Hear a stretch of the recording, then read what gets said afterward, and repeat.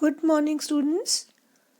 This is your EVS class, and today we are reading lesson number 21, Sources of Water. In last video, we taught about there are so many sources of water are present. Okay, we studied about groundwater, and we studied how do we get groundwater. We get groundwater with the help of well, hand pumps, tube well, etc. We taught about ponds and lake and rain-fed rivers, snow-fed rivers. And our today's topic is rivers and dams, seas and oceans. Okay, so let's start. Students, rivers and dams. On mountains, rainwater freezes and falls in the form of snow. We all know students, mountains के ऊपर क्या होता है, rain water freeze हो जाता है और फिर वो स्नो के रूप में नीचे गिरता है. ठीक है. And the snow melts and flows down the maintain in the form of river. और जब वो स्नो मेल्ट होती है तो वो वाटर कहाँ जाता है, नीचे रिवर की फॉर्म में चला जाता है. And river further join seas and oceans. और रिवर्स फिर आगे जाके सीज एंड ओशंस में जाके जॉइन हो जाती है, मिक्स हो जाती है. Okay. Rivers serve as the main source of water. We all know, students, rivers are the main source of water. But this water is unfit for drinking. Why? Because there are so many impurities which are present in river water. That's why we cannot drink it directly. तो क्या होता है, पहले इस water को purify किया जाता है. After that water distributed through a network of pipelines to villages, towns and cities. Right? उसके बाद जब ये प्यूरिफाई हो जाता है तो फिर इस वाटर को पाइपलाइंस के थ्रू विलेजेस में, टाउन्स में या सिटीज़ में डिस्ट्रीब्यूट किया जाता है इस वाटर को. Okay. Dams. Dams are the barriers. अब students, first we have to know what is the mean of barrier. What is barriers? Barrier का मतलब होता है किसी चीज़ को रोकना. राइट. फॉर एग्जाम्पल, अगर हम किसी रोड पे जा रहे हैं और वहाँ पे ट्रैफिक पुलिस को ट्रैफिक को बैन करना है, उसको रोकना है, उनको वहाँ पब्लिक का मूवमेंट उनको बंद करना है, तो वो क्या करेंगे, वहाँ बैरिकेड्स लगा देते हैं. दैट मीन इस यहाँ ट्रैफिक बंद है या किसी को जाना वहाँ बैन होता है, तो बैरिकेड्स क्या होते हैं, वहाँ बैरियर्स होते हैं. तो dams are the barriers that stops और restrict the flow of water.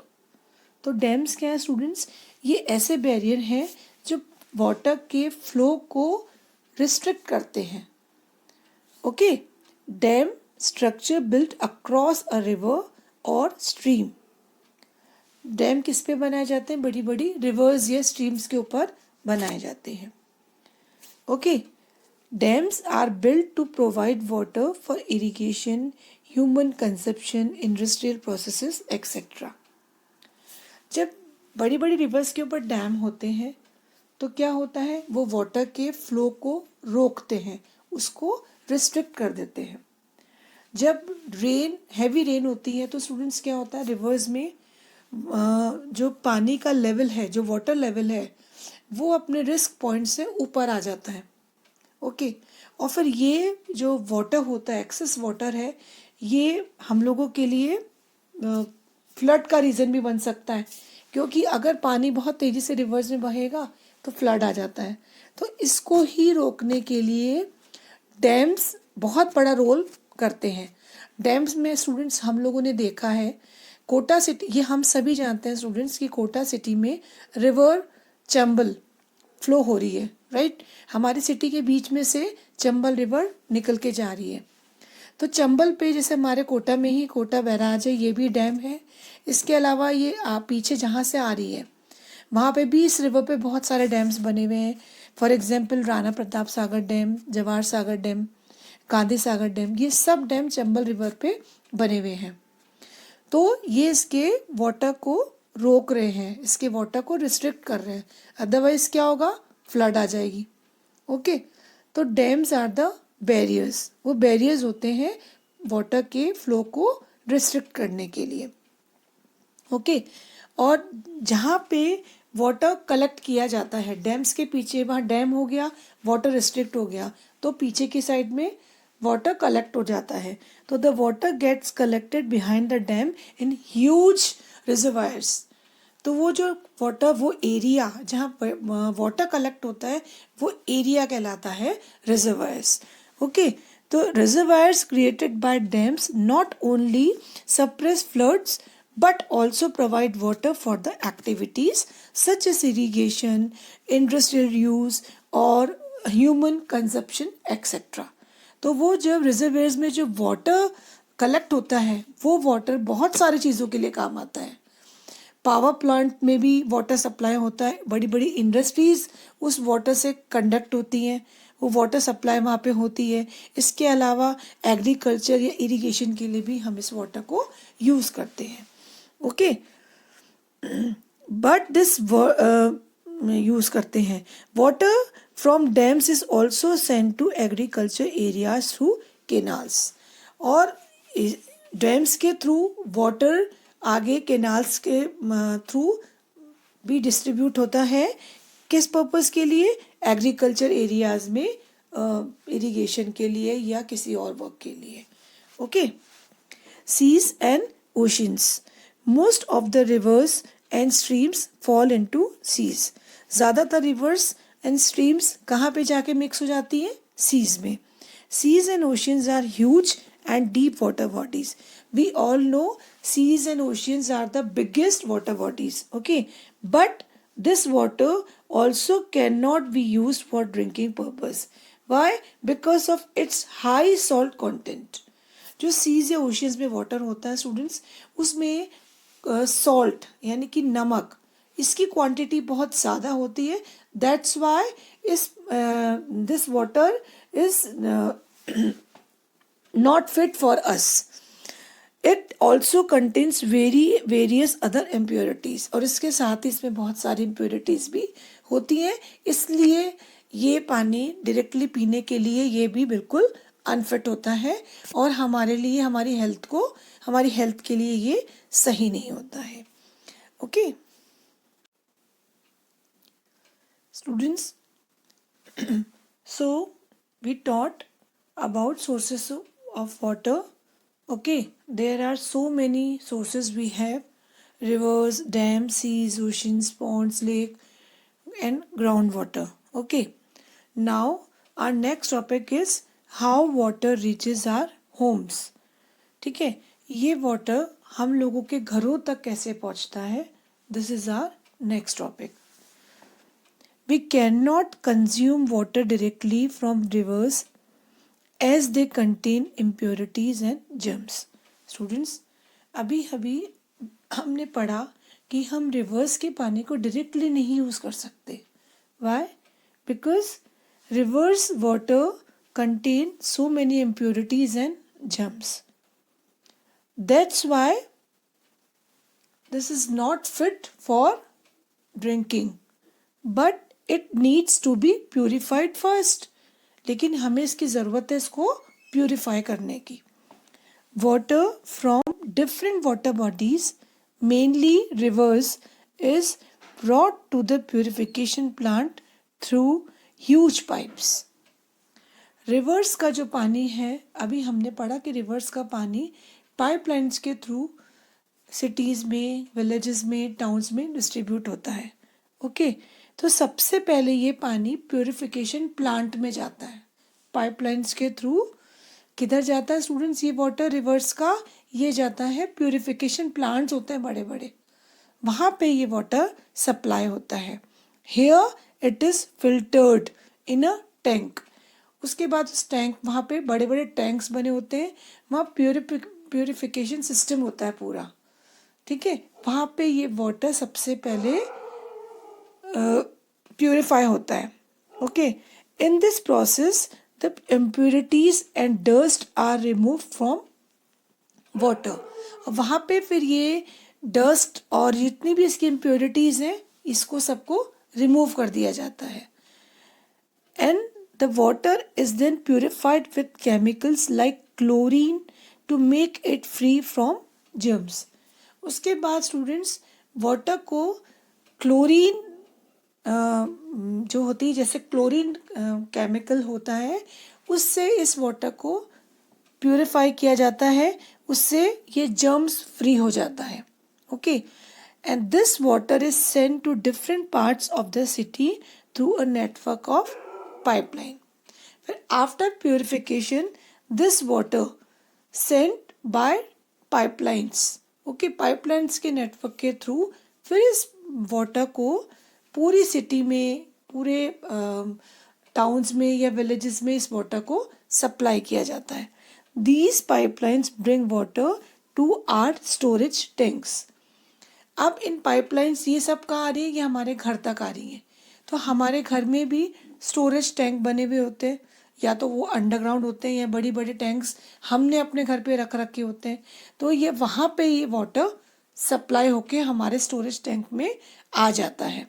फिर this storage tank has several connections through pipes with taps in our houses. फिर ये जो स्टोरेज टैंक में पानी आ गया, तो ये पानी हमारे घर में भी पाइपलाइंस लगी हुई हैं, उनके थ्रू ये हमारे घर में जितने भी टैप्स होते हैं वहाँ पे ये आता है, और टैप्स के थ्रू फिर ये हमारे बिल्कुल घर में आ जाता है और हम उसको यूज़ कर सकते हैं. जैसे हमारे किचन में टैप्स होते हैं, बाथरूम्स में टैप्स होते हैं, और वॉशिंग एरिया में टैप होता है. तो ये सब टैप में फिर वह स्टोरेज टैंक से पानी निकल के टैप्स के थ्रू हमारे पास आता है और हम इसको यूज़ कर सकते हैं. तो दिस इज़ द प्रोसेस जिसकी वजह से हम वाटर को यूज़ कर सकते हैं, या वाटर रिवर्स में से हमारे पास पहुंचता है. Okay students, our next topic is preventing water pollution. That means how can we prevent water from pollution? Okay.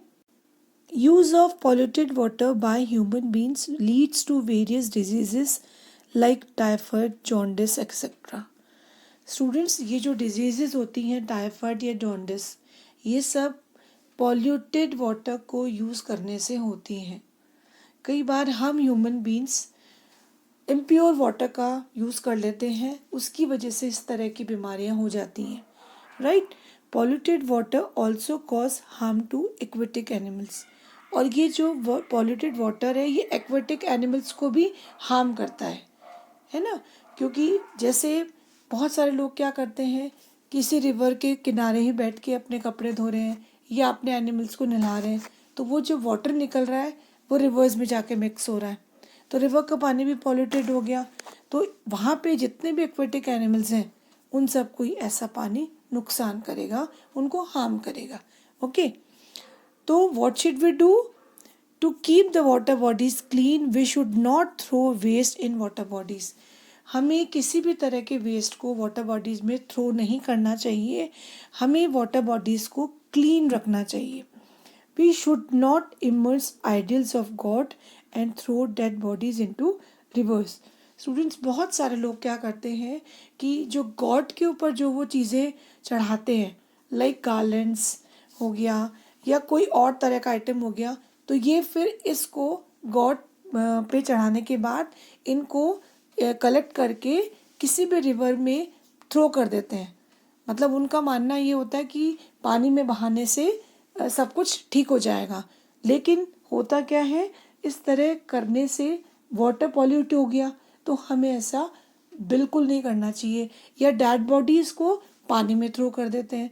तो we should not do this. हमें ऐसा बिल्कुल नहीं करना चाहिए. हमें वाटर बॉडीज को क्लीन रखने की कोशिश करनी चाहिए. We should not throw waste या और anything in the water bodies. Okay, we should try to prevent mishaps. हमें किसी भी तरह के मिसहैप को से भी बचना चाहिए. मिसहैप्स क्या होती है? सडनली जो अनलकी एक्सीडेंट्स हो जाते हैं, they are called mishaps. Like oil spills, leakage of crude oil in water bodies. अगर हमने वाटर बॉडीज को पानी में थ्रो कर दिया तो उसमें जितनी भी इम्प्योरिटीज़ हैं वो सब जाके वाटर में मिक्स हो जाती हैं, तो we should not do this. Okay, so students, this is the end of this lesson. But later इस वीडियो को एंड करने से पहले we will read key terms also. Okay, use of polluted water by human beings leads to various diseases like typhoid and jaundice. Typhoid, jaundice, इस तरह की जितनी भी डिजीजेज हैं ये सब इम्प्योर वाटर को यूज़ करने से होती हैं. Okay, polluted water also causes harm to aquatic animals. और पॉल्यूटेड वाटर एक्वेटिक एनिमल को भी हार्म करता है. जिससे स्टूडेंट्स, फॉर एग्जांपल, बहुत सारे वॉशरमैन क्या करते हैं, किसी भी नदी किनारे ही वो अपने क्लोथ्स को वॉश कर रहे हैं, या बहुत सारे लोग ऐसे होते हैं जो अपने एनिमल्स को वहीं पे नहलाते हैं. तो ये जो वाटर निकल रहा है पॉल्यूटेड वाटर, ये जाके रिवर में मिक्स हो रहा है. ठीक है, तो इस तरह से वाटर बॉडीज़ का वाटर को हमने इम्प्योर कर दिया. तो ये जो इम्प्योर वाटर है, ये जितने भी एक्वेटिक एनिमल्स होते हैं वाटर में, उनको भी ये बहुत ज़्यादा हार्म करता है. ओके, तो what should we do to keep the water bodies clean? We should not throw waste in water bodies. हमें किसी भी तरह का वेस्ट इन वाटर बॉडीज़ में थ्रो नहीं करना चाहिए अपनी वाटर बॉडीज़ को क्लीन रखने के लिए. Okay, we should not immerse idols of god and throw dead bodies into reverse.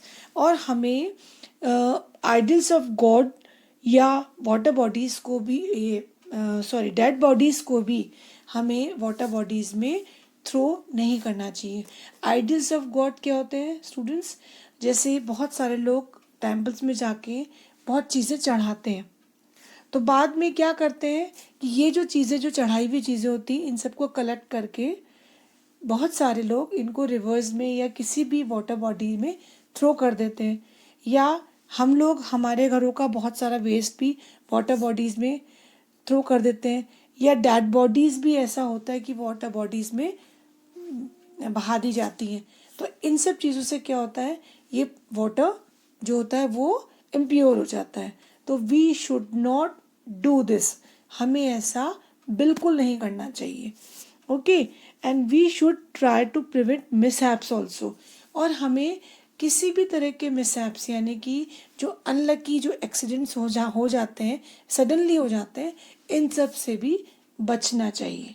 Okay, तो this is the end of today's class, but first we will read key terms also. Okay, key terms. Dams. What are dams? Dams are the large barrier built across a river to check the flow of water. Reservoirs, area behind a dam where large amount of water is collected. So students, what we learned from this chapter? We learned water is the most precious gift of nature. Okay, water बहुत ही precious gift है. हमें इससे बिल्कुल भी polluted नहीं करना चाहिए. हमें इसको प्रिवेंट करना चाहिए. We should prevent water from being polluted. Okay, and we also learn that rain water is the prime source of water on the earth. Okay, and we can get ground water from different sources like tubewells, wells, hand pumps, etc. And water reaches our homes through a network of pipelines. So these are the some important points which we taught from this chapter. Okay, so this is the end of today's class. और ये chapter भी हमारा यहीं finish होता है. तो students, thank you and bye bye.